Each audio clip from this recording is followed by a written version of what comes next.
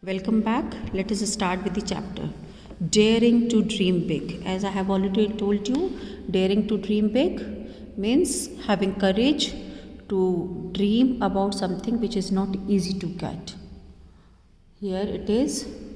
A young girl was traveling from Lucknow to Delhi on Padmavat Express train on April 12, 2011. She was a national level volleyball player and had studied law after her post graduation.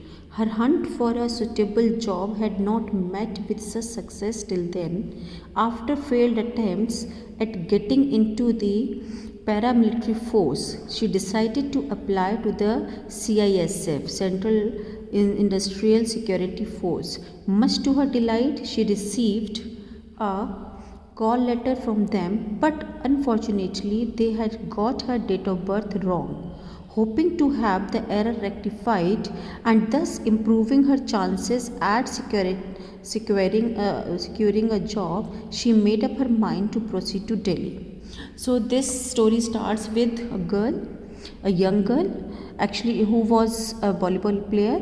She boarded on Padmavat Express. What was the reason? She wanted to rectify the error which was in her date of birth.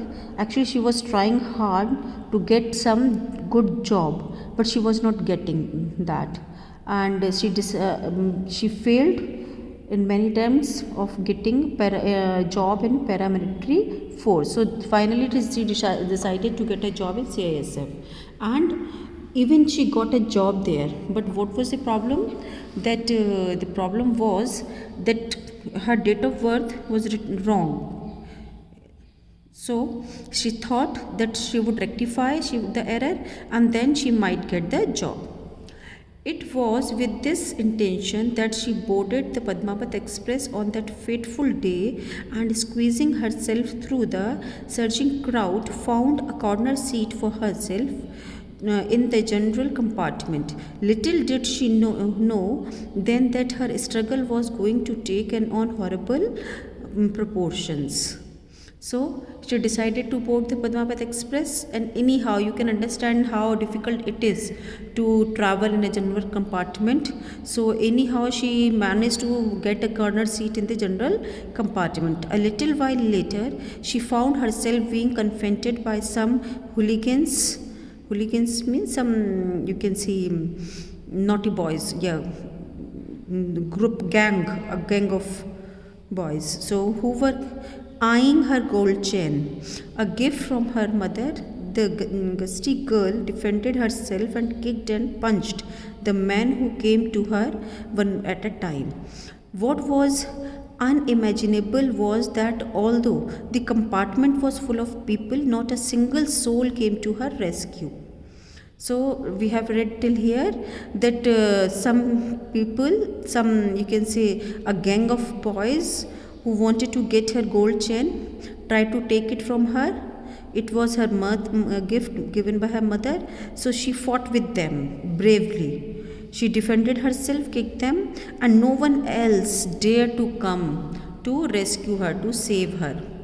Not being able to handle her assailants caught her by her limbs and threw her out of the running train. Because they could not get hold of her, they could not catch her, so they threw her out of running train. The horrible sight. An ongoing train hit her, and such was the impact that she was thrown onto the tracks on the opposite side. See, you sit with your books so that you can read from your book, not from mine. Okay. So, as if this was not enough, the train coming along the opposite track ran over her left leg before she even had a chance to remove it. So, what happened? See, that's why it is called a fateful day, because what happened? First of all, she was thrown from the train. Another train coming from another side, it hit her. She was thrown on the track and she could not get away from that track, and another train which was coming on that track ran over her left leg, okay, before she got a chance to remove it. And this was just the beginning of her ordeal.